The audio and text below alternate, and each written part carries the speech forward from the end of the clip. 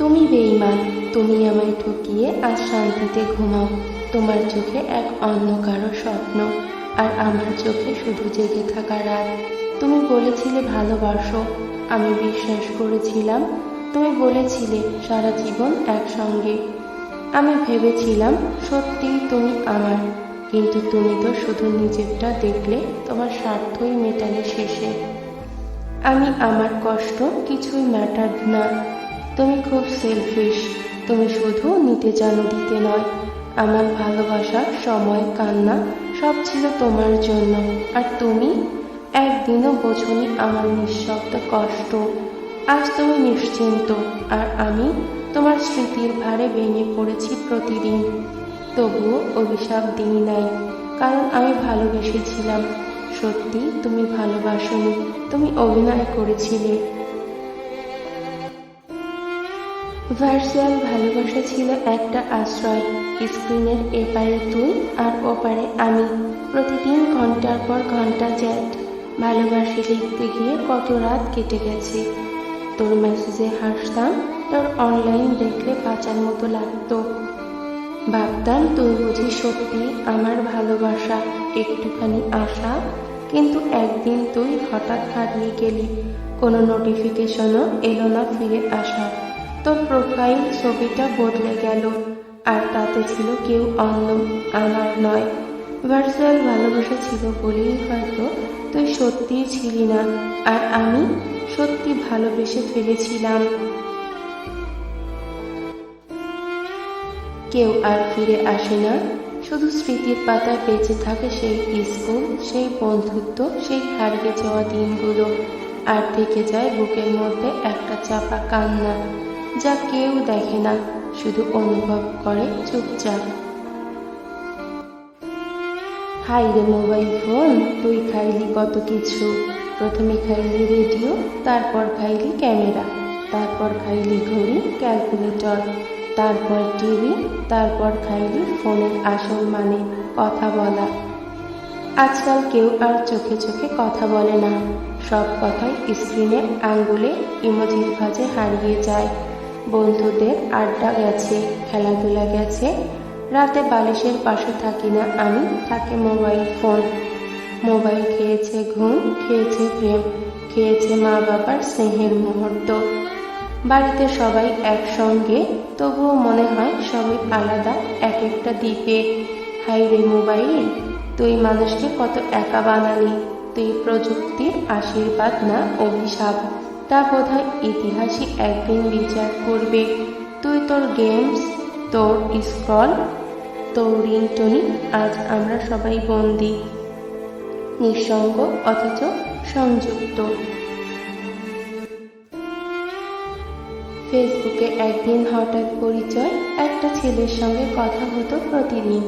প্রথমে ছিল বন্ধুত্ব, তারপর ধীরে ধীরে সেই বন্ধুত্বের জন্ম নিল ভালোবাসা। সে বলতো তুই আমার পৃথিবী, আর আমি চোখ বন্ধ করে বিশ্বাস করতাম।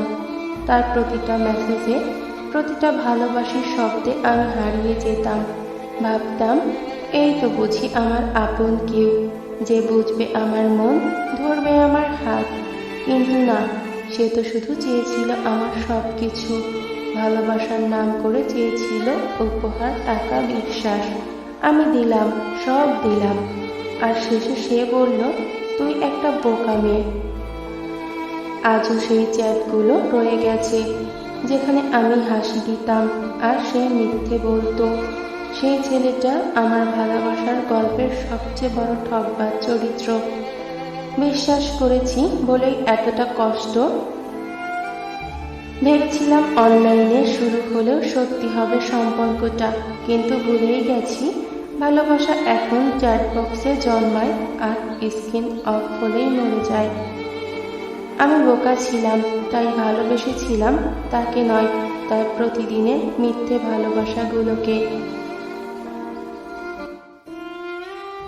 আমিও একদিন হারিয়ে যাব, ঠিক তোমারই মতো, একেবারে চুপচাপ। তুমি যেমন হারিয়ে গেছো ওই দূরের পৃথিবীতে, যেখানে গেলে কেউ আর ফিরে আসে না, তেমনি আমিও হারিয়ে যাব একদিন, হঠাৎ করেই। তুমি তখন আমার খোঁজ করবে কিনা জানি না, হয়তো মনে পড়বে না আমার হাসি, আমার অভিমানী মুখ, আমার রাত জেগে লেখা সেই মেসেজগুলো। আমি হারিয়ে যাব ওই আকাশের তারা হয়ে, যেখানে কষ্ট নেই, অভিমান নেই, শুধু একটা নিঃশব্দ শান্তি আছে। তোমার কাছে আমি আর ফিরব না, কারণ ভালোবাসা চাইলে পেয়েছিলাম অবহেলা। আমার নামটা হয়তো আর তোমার ফোনে জ্বলবে না, তবুও একদিন হঠাৎ যদি আকাশের দিকে তাকাও, একটা তারা একটু বেশিই জ্বলবে। জানো, সেটা আমি হব, তোমার সেই হারিয়ে যাওয়া ভালোবাসা। আমরা তখন ক্লাস 9-এ উঠেছি। সব কিছু নতুন মনে হচ্ছিল, নতুন ক্লাস, নতুন বই, নতুন অনুভব। মনে হচ্ছিল আমরা সবাই বড় হয়ে যাচ্ছি। জীবনটা কত সুন্দর হবে ভেবে হেসে উঠতাম বন্ধুদের সঙ্গে। টিফিন পিরিয়ডে একসাথে খাবার ভাগ করে খাওয়া, লাস্ট বেঞ্চে বসে শিক্ষকের চোখ এড়িয়ে হাসাহাসি, আর স্কুল ছুটির ঘন্টা বাজার সঙ্গে সঙ্গেই দৌড়ে বাইরে বেরিয়ে পড়া। সব কিছুই ছিল এত আনন্দের, যেন কোনো দুঃখই ছিল না তখন। সেই স্কুলের করিডোরে আজও যেন আমাদের পায়ের শব্দ প্রতিধ্বনি তোলে, কিন্তু আমরা কেউ নেই এখন। বন্ধুরা ছড়িয়ে গেছে, কেউ চাকরি, কেউ সংসার, কেউ হারিয়ে গেছে, আর কেউ কেউ তো পৃথিবীটাই ছেড়ে চলে গেছে। আজ যখন বহু বছর পর ফিরে এলাম সেই স্কুলে, দেখলাম দেয়ালের কোনায় এখনো খোদাই করা আছে আমাদের নাম। রাহুল, মিতা, সৌরভ, প্রিয়া, 2021, ধুলোর আস্তরণ। আমি এখন প্রবাসে থাকি, এক অচেনা দেশ, অচেনা ভাষা, অচেনা মুখ, কিন্তু একটাই চেনা জিনিস, কাজ আর ঘাম। দিনরাত কাজ করি, সিমেন্ট বাড়ি ইট, জীবনটা যেন একটা টাকার মেশিন হয়ে গেছে। বাবা, একটু টাকা পাঠাও। ভাই, এবার একটু বেশিই দিস, তোকে তো ডলারেই মাইনে দেয়। এই শব্দগুলোই আমার অস্তিত্ব। কারো কাছে আমি ছেলে, ভাই বা বন্ধু নই, আমি শুধু টাকা পাঠানোর লোকটা। একদিন খুব মন টানলো, ছুটি নিয়ে দেশে গেলাম। ভাবলাম বাড়ির লোক খুশি হবে, মা জড়িয়ে ধরবে, কিন্তু আমি ভুল ভেবেছিলাম। আমার নিজের বাড়িতেই যেন আমি অচেনা। কি দরকার ছিল এখন আসার?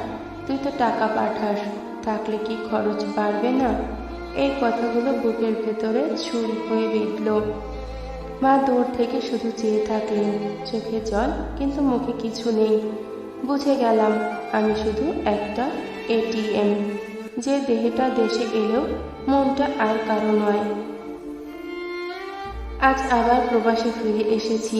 ফোনের ওপাশে সবাই হাসে, আর আমি ফোন কেটে চুপ করে কাঁদি, কারণ আমি মানুষ নই, আমি একটা প্রবাসী ভাই, একটা মেশিন যেটা টাকা পাঠায়, ভালোবাসা নয়।